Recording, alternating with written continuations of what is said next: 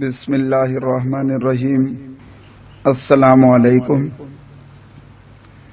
اس وقت آپ دیکھ رہے ہیں ہمارا چینل پیر زبیر۔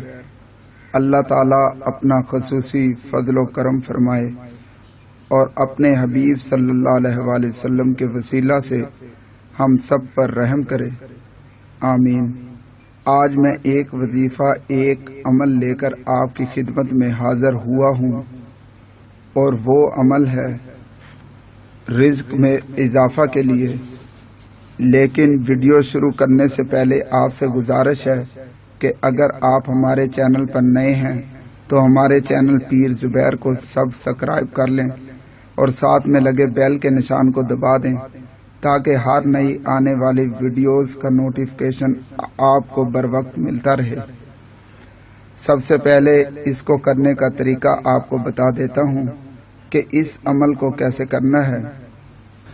رزق میں اضافہ اور خیر و برکت کے لیے ہر نماز کے بعد سورہ فاتحہ پڑھ کر دعا مانگنے سے روزی میں خوب فراوانی ہوتی ہے۔ اس مقصد کے لیے سورہ فاتحہ پڑھنے کا طریقہ یہ ہے کہ فجر کی نماز کے بعد 40 مرتبہ پڑھے، نماز ظہر کے بعد 30 مرتبہ، نماز عصر کے بعد 15 مرتبہ، نماز مغرب کے بعد 10 مرتبہ اور نماز عشاء کے بعد 5 مرتبہ پڑھے۔ یہ پانچوں نمازوں میں سورہ فاتحہ کا ورد کرنا ہے اسی ترکیب سے جیسے آپ کو بتایا ہے۔ ہر مرتبہ پڑھنے کے بعد اللہ تعالیٰ سے دعا مانگے کہ اللہ تعالیٰ رزق میں خیر و برکت عطا فرمائے۔ انشاءاللہ تعالیٰ دعا قبولیت کا شرف حاصل کرے گی اور روزی میں خوب اضافہ ہوگا۔